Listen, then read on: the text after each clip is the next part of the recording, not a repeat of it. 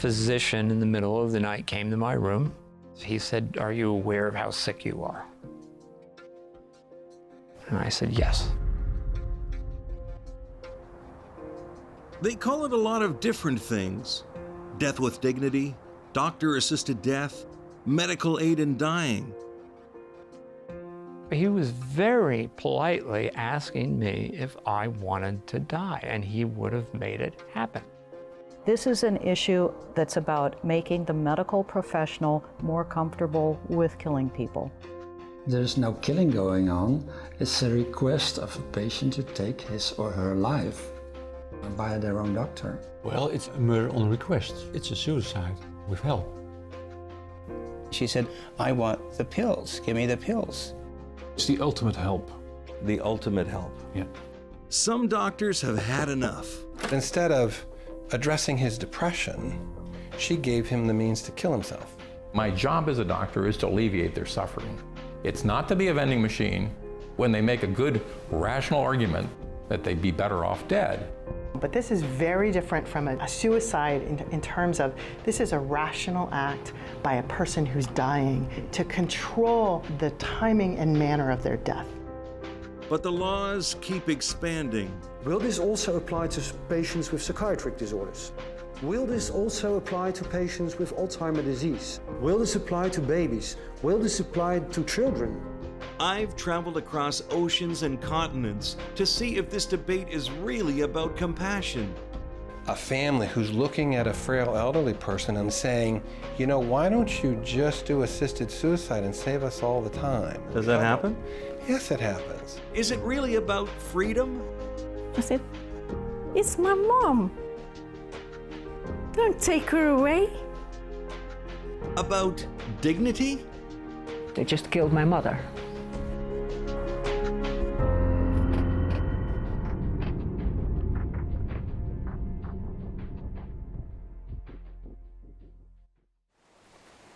My name is Kevin Dunn. I worked in media most of my life. It was my father who got me hooked. He worked in television back in the early days. A few years ago, Dad was diagnosed with colon cancer. The treatments were almost as bad as the disease. Dad's worries about his illness and concern about becoming a burden made me wonder. Now that assisted dying laws are legal in this country, what are they really saying to people with a terminal illness? And now that doctors have the legal right to end the life of a patient, what is this saying to the House of Medicine? And how do these laws affect society over time? It's impossible to miss the news reports about patients asking for help and dying. They're heartbreaking stories. But is there a side to this issue we haven't heard yet? Where does it end? And have we gone too far?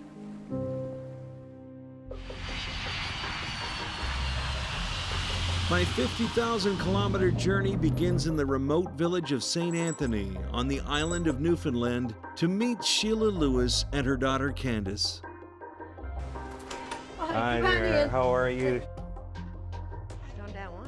Oh wow, those are beautiful. Candace was born with cerebral palsy and spina bifida. Sheila says she took Candace to the hospital last year to save her life.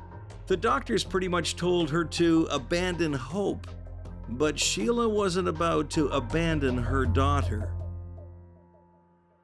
If I had to go ahead and do what the doctors wanted me to do, I wouldn't have had her. And what was that? Well, they wanted me to do assisted suicide death on her. She got sick here at home. We got the ambulance. When we got her to the hospital, she was having seizures. They had to give her medication, take her heart rate down. Her heart rate was very high, 170. This doctor that was seeing her first, and he came in and he told me that her kidney wasn't in the right spot.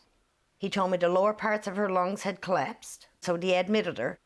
And the next day, when he came in, he talked to her, and then he took me out in the hallway, and he just stood me up against the wall, and he told me about assisted suicide death was legal in Canada. And I said, well, he asked, did I know? And I said, no. And then he said, he was all for it. And I said, well, that was your choice. And I told him I wasn't interested in anything to do with assisted suicide death.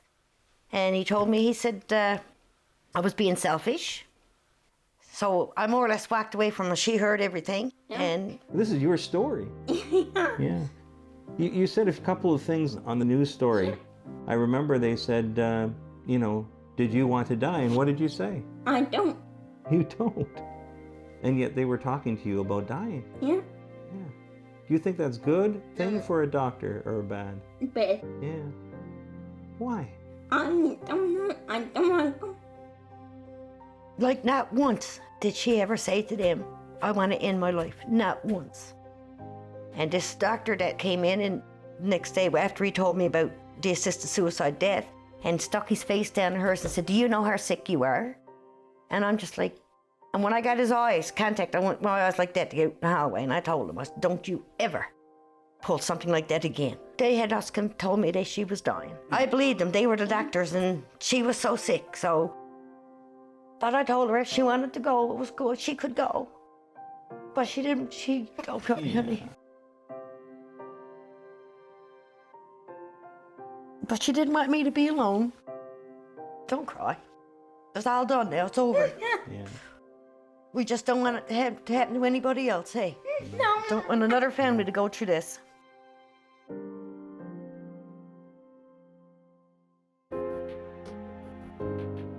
In the first years after Canada passed its medical aid in dying law, nearly 2,000 people chose to have their life ended by a doctor. Candace and Sheila's story made me wonder how those choices are really being made. The way society looks at death is changing. One might argue that we have become so desensitized by the culture that even human life and death have become matters of personal choice. As of 2018, lawmakers in 5 countries and 6 U.S. jurisdictions have legalized doctor-assisted death. Proponents argue that people should have the right to choose the way they die. Critics say that choice is an illusion and a recipe for elder abuse and coercion when people are at their most vulnerable. It's under debate in almost every country in the world, and the United States is at a tipping point. So, what lessons can be learned from countries who have already passed assisted dying laws?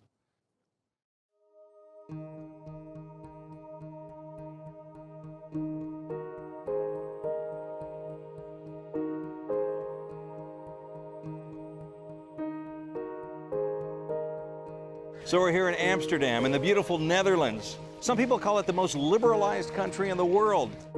The only thing more famous than this country's windmills are its progressive attitudes towards sex, relaxed rules for marijuana use, and laws that allow for euthanasia under certain criteria. Criteria that one Dutch journalist says just keep expanding. Boundaries of euthanasia in the Netherlands seem to be blurred, and the situation seems to be shifting. And that's worrying. Gerbert van Lonen says he's neutral on the issue of euthanasia, but he's concerned about where the law is heading.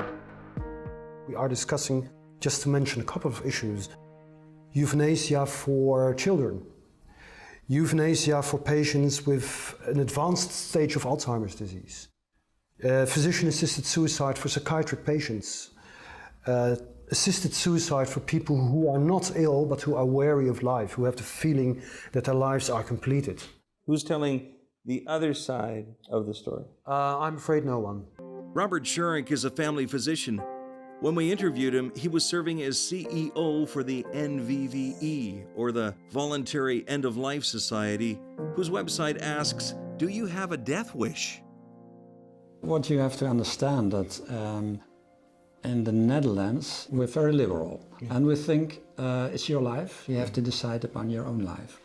200 years ago, you wouldn't have needed the discussion about euthanasia because everybody would have died already.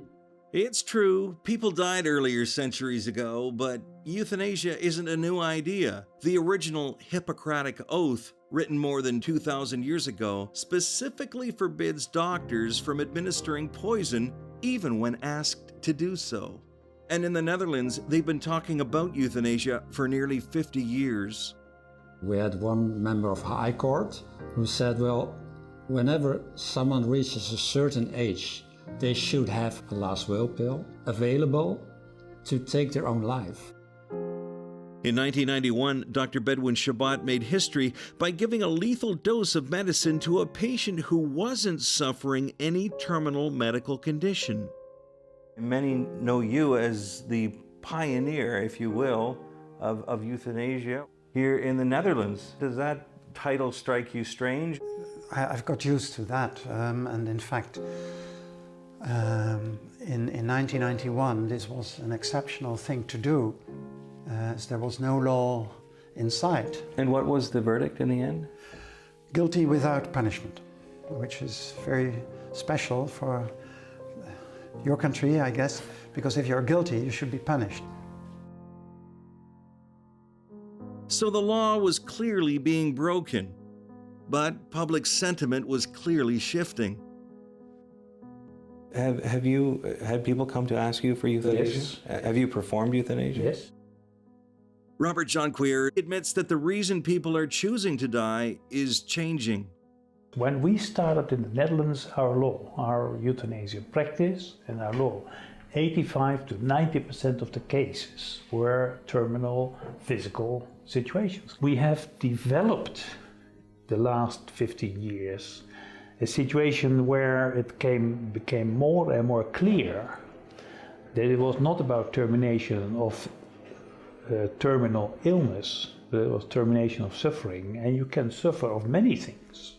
You can also suffer from psychiatric situations, from existential situations, from dementia or whatever. I mean, but doesn't that scare you? Doesn't it like to me it scares me. It scares me to think that it's going to keep on moving and moving and moving. I don't believe it. I mean, that's the big difference and the big discussions we have around the world. I mean, the slippery slope argument. Once you start legalizing the situation, the option to euthanize a patient when he asks in a terminal situation, next you will see that doctors will go around killing patients when they have dementia. Does that happen? I don't think it is the simple way I describe it. That's not what's happening. My mom, if she had been left in hospital without me visiting her and fighting for her, she wouldn't be here. When somebody wanted to give up on you, you didn't give up. My mom is 94 years old. She had a slip and a fall, and she was taken into hospital. And the only thing that appeared wrong with her was that she had an infection. The discussion at the time was, well, yeah, you know, we have a lot of things we have to do, and we don't know if it's worth it. They stopped to feed her, and they stopped administering water. And to me, it was looking like they were stopping and not looking and not going further to find out what is wrong with her. And unfortunately, my mom at that moment said, I don't want to live anymore. I cannot eat, I don't get water, I have pain, you're a moving mirror, I cannot live like this anymore. The nurse took this through to the doctor as a request for end of life. And there was a meeting with my mom to which I was not invited. And my mom told me that they had discussed end of life. And they said that only 48 hours and no euthanasia. So what about a second opinion? So I called for a second opinion, I called for geriatric doctor. Yes, through that second opinion, by bringing in that second doctor, we managed to stop that movement of the original doctor to accept and say, it's over. She said, this lady has got a reason to live. She was allowed anything to drink and eat that she wanted. She just improved after that. Really now she's in a nursing home. And since she's been there, she's just one of the most popular old ladies in that home. You might say, there's an old lady, she's 94, she's lived a good life. Which is what they said to me, why are you bothering? I said, it's my mom. Don't take her away. Now, Helen's mother, she was in her 90s. I have to ask myself, would that first doctor, had he known that she was in her 80s or 70s or even 60s, would he have made a different diagnosis? And how would the story have ended if there was nobody there to fight for her? At the moment they gave her the injection, they said they gave it so that she could go to sleep. But in fact, they just killed my mother. Marguerite Vandervalk's mother was admitted to hospital for pneumonia, but she says that's not what killed her. I drove to the place where the hospital is, and I got a private call from a private number. And there was a voicemail from a doctor from the ER. I called him back, and then he said, "You don't have to hurry, because you will not find her alive if you come to the hospital." And he said, yeah, we had to give her an injection, so she will be in a coma, but it will be a coma, she will not wake up. So I said, but why? Why didn't you intubate her? And he said, I called the GP, and the GP said she was lonely, she was depressed, therefore we decided that it would be better not to treat her anymore. The doctor called me in the middle of the night and said she had passed away. And I said, the cause of death, what's the cause of death? And she said pneumonia and heart failure. But I thought, I was laying in my bed, I thought, no, that was not. It was that little injection you gave her. The decision is not for a doctor who said, well, long and intensive care, yeah, not good in society, okay, put her in that room, she's going to die. Next patient. Some politicians in the Netherlands are wondering if the country's laws are becoming more dangerous than the diseases. See the slippery slope in our country. Kies van der Stal says he has a warning for the rest of the world. From my point of view, it's a very important task of government to protect the life of the citizens. And what we now see is undermining of the rights of life, undermining of vulnerable people or medically fragile or socially vulnerable, that it's no longer evident that their lives is worthy. You had this law in 2002, the law that was passed. How do you explain it to people, the slippery slope, in very, very simple terms? Each year there are more situations brought under this euthanasia law. In the last 10 years, now a growing number from two groups, that was people with dementia, and the other group is people with psychological or psychiatric suffering. That's not at the end of their life, but there were two categories that are expanding now. In the past 10 years, the number of people seeking euthanasia in the Netherlands has more than tripled, from 2,000 to 6,000 annually. 200 of those are people with dementia and mental illness. We do slide down with demented, brain diseases and psychiatric cases. Over 2016, these two groups together were 200 of the 6,000. That's small. That's always the argument the review committee says, "Don't worry, Mr. Chabot, it's only 200 cases and we do 6,000. What is the percentage? It's less than 2% or so." So that's the way they reassure the public.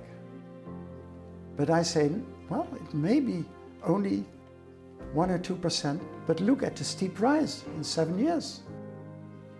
Look at the percentage done by the life-ending clinic without a treatment relationship. And then you see that people who are fighting their fear of life and fighting against death flock to the life-ending clinic. And then you see that there is, in those brain diseases, a slippery slope. End-of-life clinics like this one in the Netherlands are increasingly popular options for patients whose doctors will not agree to end their lives. You're the experts in euthanasia. Yes, absolutely.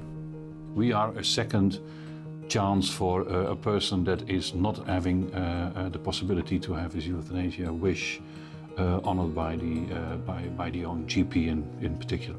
We're a standalone organization, fully independent, and it was notified that there were a group of people who had difficulties to have a response for their requests from their own doctor. Can you give us a ratio of how many people call, request a euthanasia at the end-of-life clinic? Well, roughly it's 1/3, 1/3, and 1/3. 1/3 we can honor the request. So 1/3 will have euthanasia. How much time will the doctor spend with the patient who's requested this? Normally that's an interview of about 1 to 1.5 hours.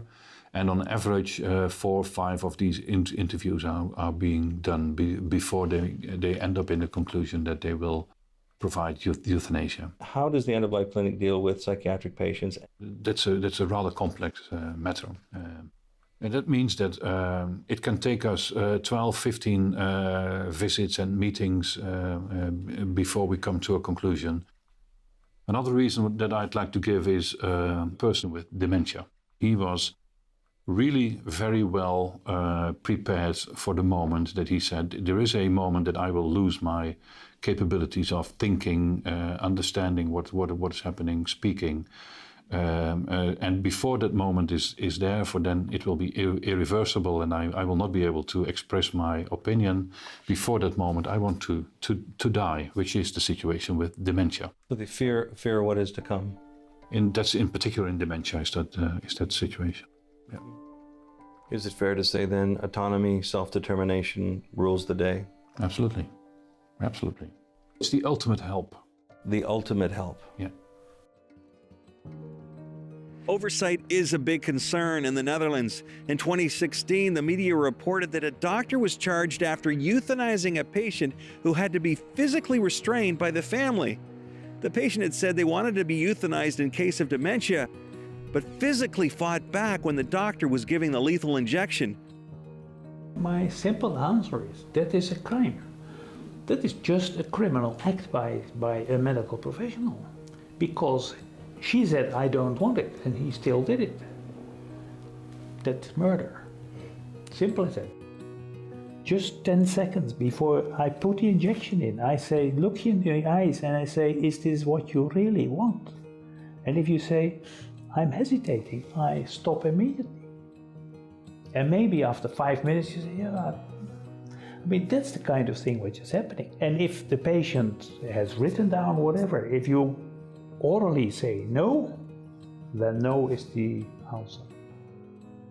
Dr. Jacquier says it's murder, but a legal review found the euthanasia was performed in good faith. Some people express their wish to be euthanized in advanced directives, also called living wills. The problem is, people can change their mind, but the living wills are considered legally binding. 220 Dutch doctors recently published an advertisement in a national newspaper saying our moral reluctance to end the life of a defenseless human being is too big. The doctors believe it's wrong to kill a patient based on a statement they can no longer confirm.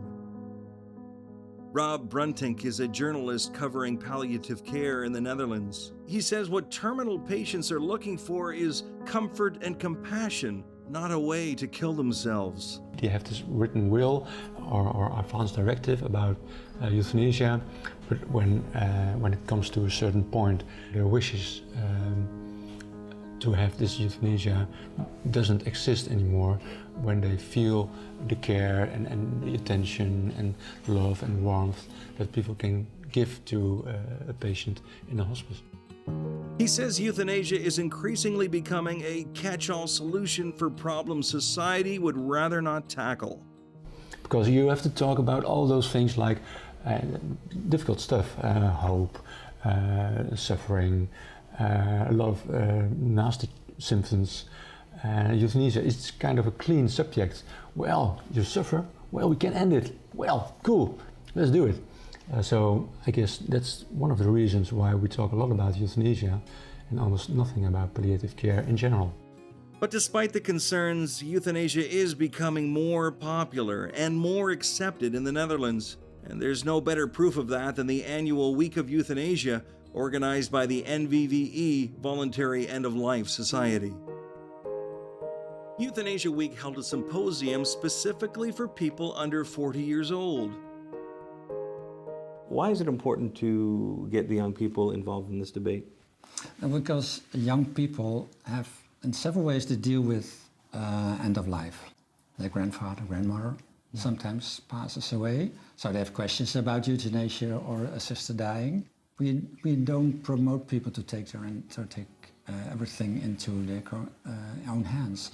But whenever they want to, we provide them with information, what's the best way to do it. One of those young people who came to the conference is Aurelia Brouwers. She came to the symposium because she wants to die. So Aurelia, what is today all about? Why is it important for you to be here today? I'm very interested in euthanasia, and I have severe psychiatric problems, and I want to have euthanasia because I have problems for about 13 years, and I have a death wish for about 6 years, and I've tried to get euthanasia for about 4 years, and I don't get it. You don't get it. And I just want to fight for it. And I even go so far to get into politics, to fight for a better law for all patients,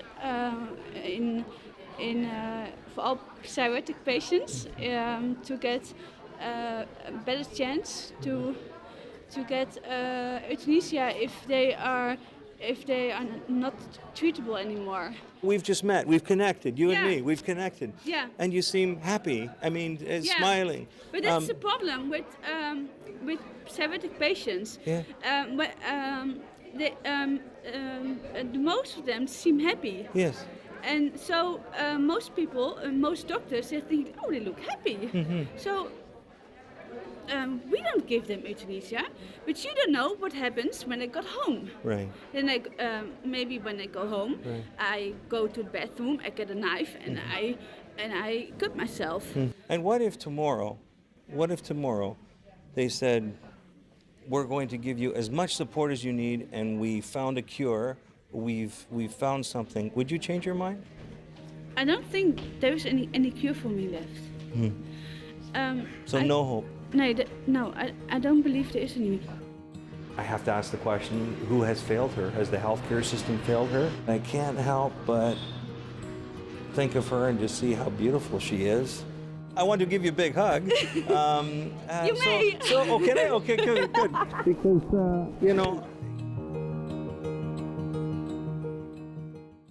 If euthanasia for the terminally ill leads to euthanasia for the non-terminally ill, which leads to euthanasia for the psychologically ill, where does it end?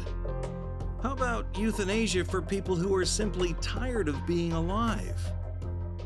There are two proposals now, one by the government and one by a liberal opposition party, and both want to enact assisted suicide for people who are not ill, who are not suffering from any illness, but who have the feeling that they are weary of life, that their life is completed, that their life has become pointless. The one proposal is of a party who say this should be, only elderly people should qualify for this kind of assisted suicide. The other proposal says no, there shouldn't be any age limit.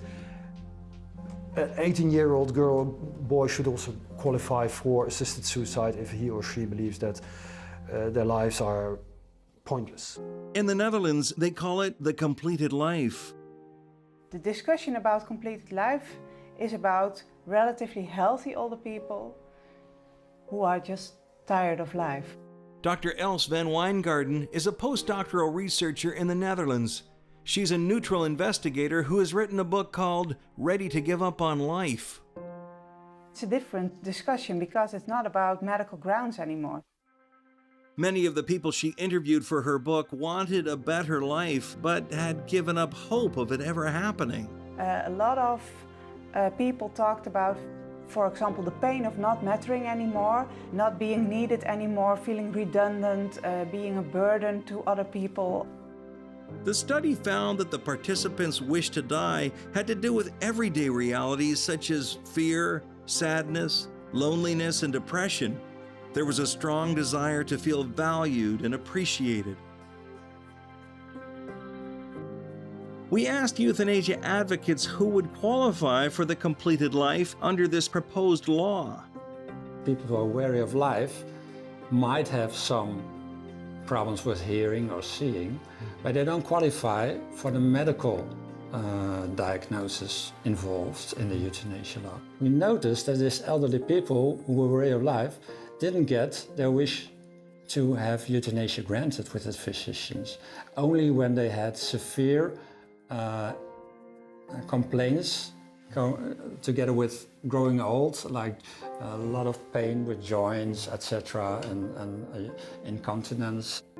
If that existential suffering is worse enough, and you say, I don't want to do that, and you can convince me, and I have no options to make it better, then you actually comply with the criteria. But why is he coming to the doctor if it's not a medical problem? Because the doctor is the only one who has the key to the cupboard where the right medication is.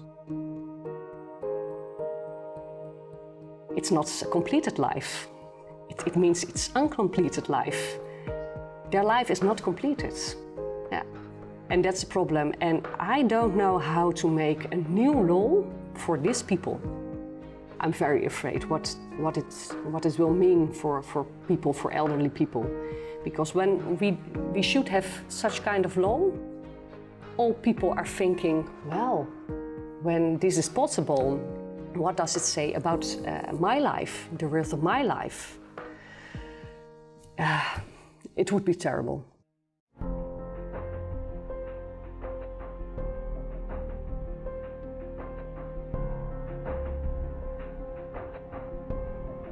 The next front line in this life or death battle is the United States of America. California, Colorado, the District of Columbia, Oregon, Vermont, Washington State, and now Hawaii all have assisted dying laws, along with Montana, which has a defense of consent provision. And as of 2018, similar laws are being developed, discussed, or debated in 25 other states. It's important to distinguish the difference between euthanasia and assisted suicide. They're similar, yet different. In the case of euthanasia, the doctor lethally injects the patient. In the case of assisted suicide, the doctor prescribes lethal medication that the patient would then take themselves. We're heading into a tipping point in the assisted suicide issue in the US. They're selling assisted suicide as a form of freedom. And that's what seems to resonate with Americans. It's my choice. I can do what I want. It's about the value of life. It's about caring, not killing. There are cases in the court system right now that could very well end up before the court. And then in one fell swoop, the Supreme Court could turn the entirety of US law on assisted suicide upside down. We've seen it in other countries, we've seen it in Canada, and it's coming. We know that it's coming, and it could unleash a tsunami of death on our country. That very few people are asking for euthanasia or assisted suicide because of actual pain. It's because of fear of future suffering. Now we know the assisted suicide lobby, they're telling us people are suffering and we're going to eliminate that suffering. But in fact, we can eliminate suffering without killing people. That's totally possible.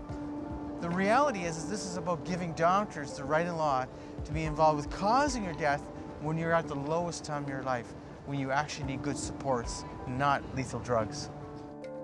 In an Oregon study, participants were asked to rate their reason for requesting assisted suicide. Not one rated their current pain as greater than 2 out of 5. Still, many died by assisted suicide. Of all places to come to the medical profession and say, we'd like for you to specifically douse that flame of life, that is an anathema to the medical profession. If you were just to replace the image of the needle or the pill with the gun, I think that would make a much more vivid picture of something that I think we can agree would be transculturally wrong. And that if you wish to make that a right rather than a freedom for patients, we will stand in a position of protection by at least girding ourselves with an ethical proscription that forbids us to participate in helping our patients suicide. That's not what we do. We prevent suicide. Besides the American Psychiatric Association, the American Medical Association, the American College of Physicians, and the World Medical Association all reject doctor-assisted suicide.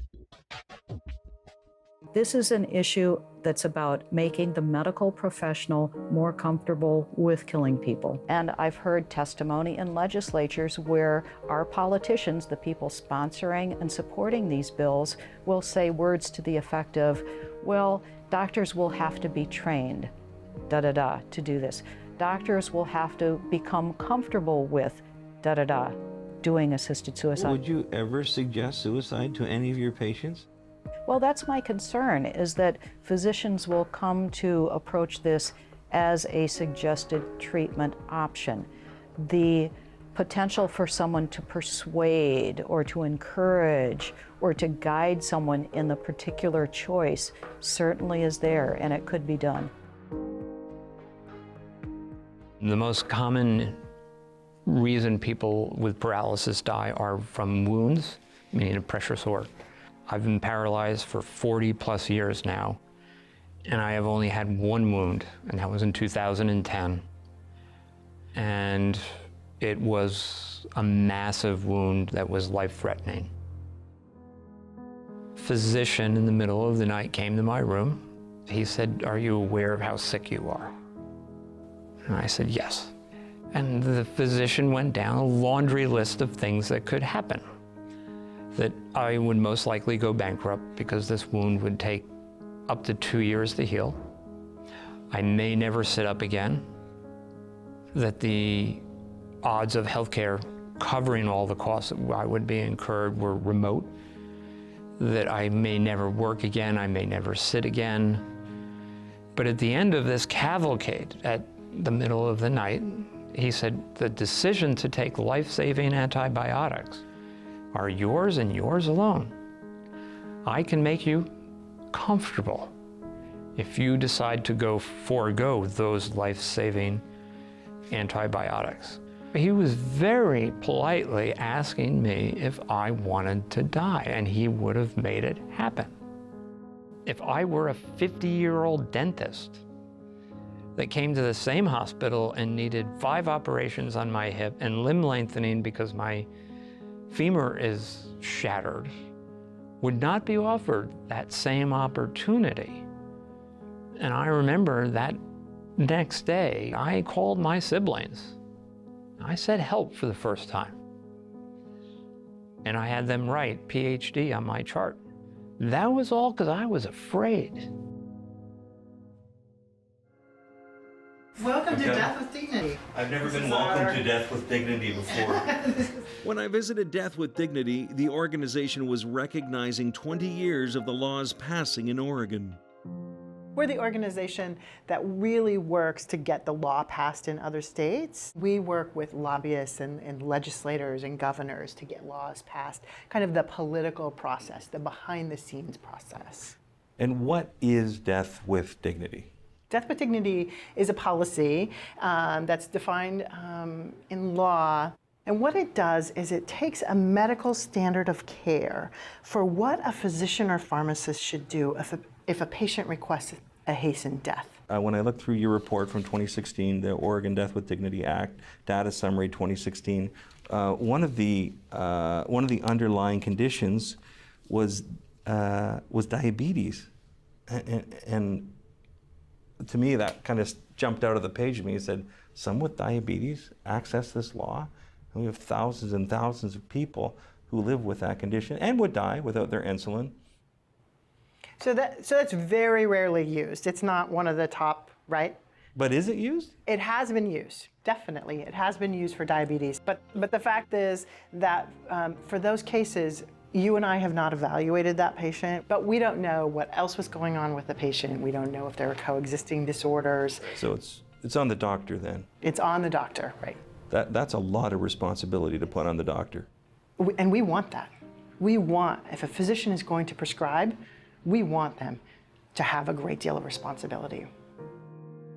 If conditions like diabetes are qualifying under the law, where are the stringent safeguards protecting the system from abuse? The way the law is written is that 2 physicians have to evaluate the patient, and both physicians have to come to independent conclusions that the patient has the capacity to make healthcare decisions. If there's anything in the patient's record or anything that is part of the examination that either of the physicians feel like there is a question about whether or not this patient can make healthcare decisions, then the process stops, and the patient has to be referred for counseling, for an evaluation, and for treatment before the law can go forward. That's what the law says, but this Oregon doctor says that's not what's really happening. I had another patient who was diagnosed with a malignant melanoma, metastatic cancer, form of cancer that's got a very poor prognosis. And he was quite depressed because he was an avid outdoorsman, loved to hike, loved to be outdoors, and he was diagnosed and he was seeing his oncologist, and he was quite depressed about it, and she even documented that in his note, and he went to his cancer doctor, and she called me and said, you know, this patient really wants assisted suicide, and, you know, I need to be the second opinion. And I said, well, no, let's wait a minute. Number one, you know, what's going on? Let's talk about this. Well, what happened was that she must have found someone else, because 2 weeks later he was dead from an overdose of a medication. And so my colleague saw a patient with depression, but instead of addressing his depression, she gave him the means to kill himself. You were the second opinion, were you not? I was. And so they went for a third until they got the answer they wanted? That happens all the time here in Oregon. The patient that I specifically recall is a patient by the name of Jeanette Hall, and she was referred to me by her surgeon. She had a low rectal cancer. So when I saw her, I told her what she had, and she said, I told her we could treat it with radiation and chemotherapy. And I said, well, this is potentially treatable. And she says, I don't understand. I don't want to go through all that. I had an aunt who lost her hair, and I don't want to lose my hair. And she went back and saw the surgeon. The surgeon told her that if she wasn't treated, that she would be dead within 6 months or a year. Now, the Oregon law says that if your life expectancy is 6 months, you qualify for the law. So I could have written her a prescription for the lethal medication at that time. But she came back, and I talked with her again, and she said, why aren't you giving me the pills? I want the pills. I learned more about her and learned that she had a son. He was going to the police academy. I said, well, wouldn't you like to see him graduate? And that really made her think that, hey, I do have something to live for. She really struggled in her mind as to whether she was going to be treated or not treated. She finally accepted the treatment. It took a few weeks to give. It was not easy. She actually did lose her hair, but the hair grew back.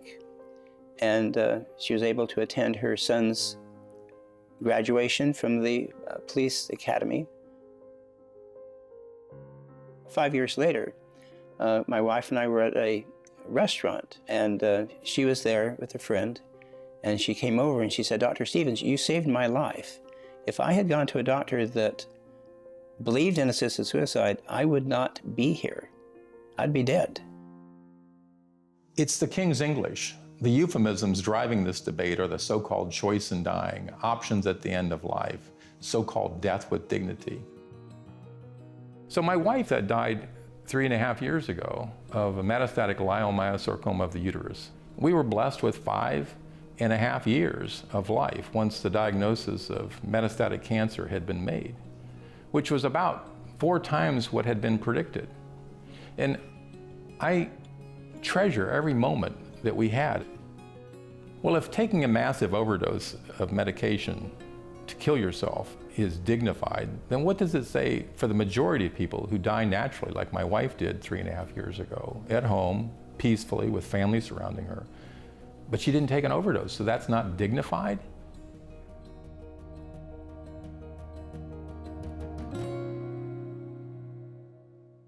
So what assisted suicide laws do is they manipulate people by redefining terms.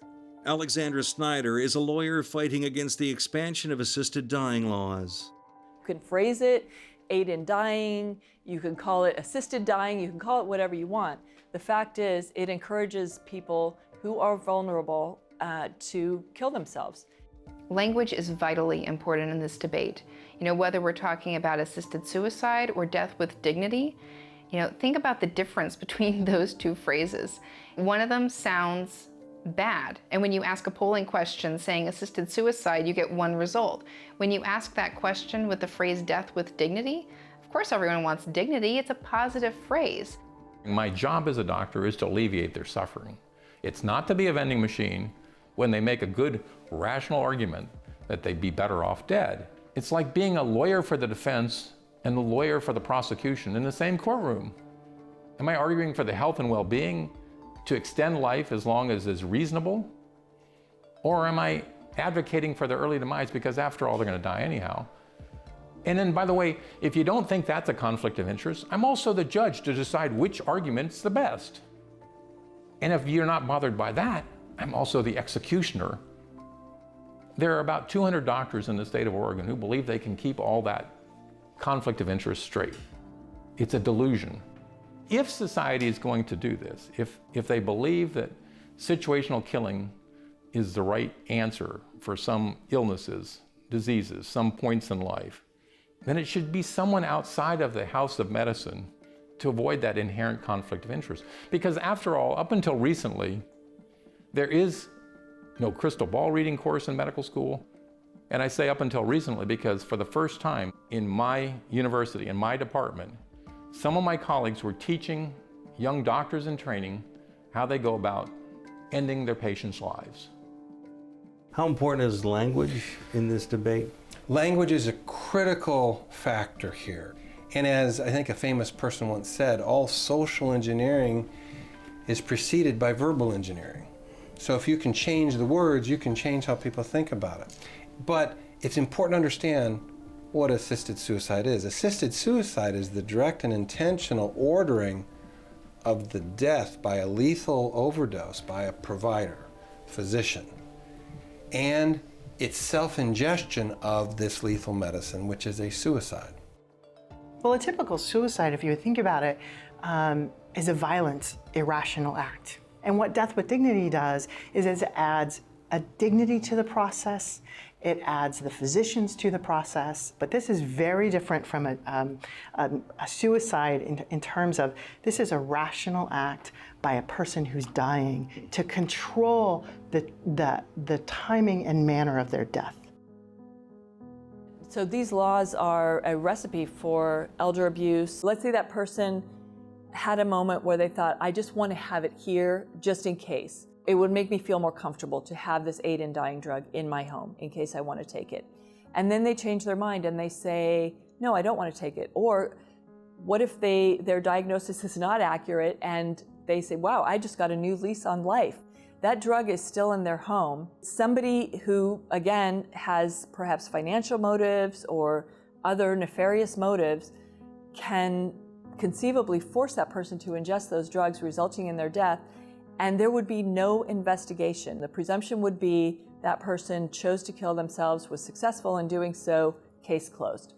When you're talking about a family who's looking at a frail elderly person and looking at the cost and the expense and saying, you know, why don't you just do assisted suicide and save us all the time and Does trouble? that happen?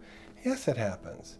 And how much of a choice is that for you who now feels obligated to end their life, not because of your autonomy, but because of the pressures now that you face in your family? So how much of a choice is that?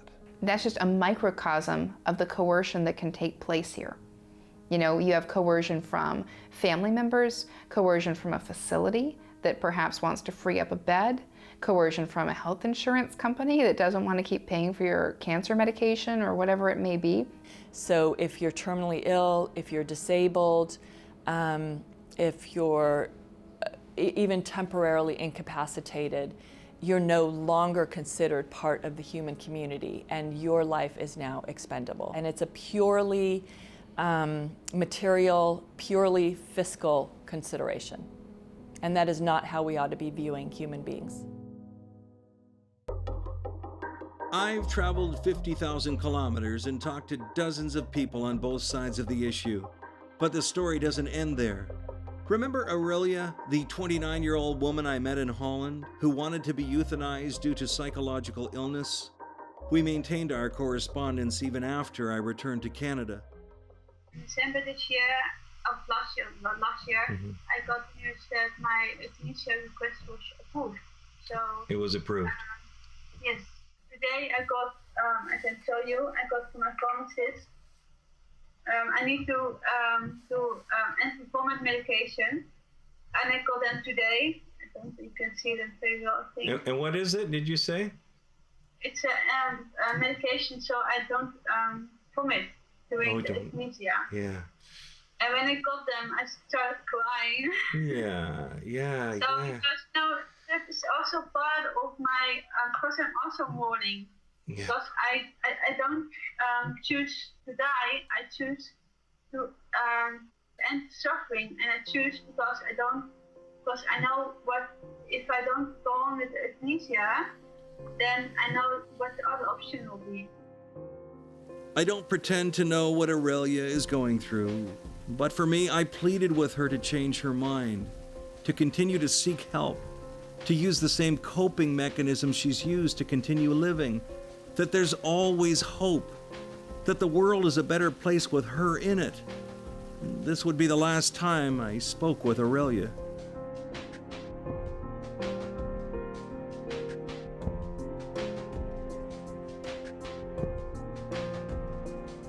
We've seen the law in the Netherlands expand bit by bit, from the terminally ill to the chronically ill to the mentally ill to those who are simply tired of life. I do respect the choice people make under difficult circumstances, but we have failed to find the boundaries, and the boundaries are blurred to an extent that we are shifting all the time. To those people who say it can never happen here, I would say this. I never thought it could happen here in Oregon. Who in their right mind would give their doctors the ability to kill their patients? Who would do that? Don't they see that there's just inherent harm in this strategy? That it could be taken to lengths that they can't imagine? If I could do one thing, it would be just to undermine the myth of autonomy, that we have this right to die. No, we don't have a right to die. We have a right to live. Today, I'm taking my dad for a checkup with his oncologist.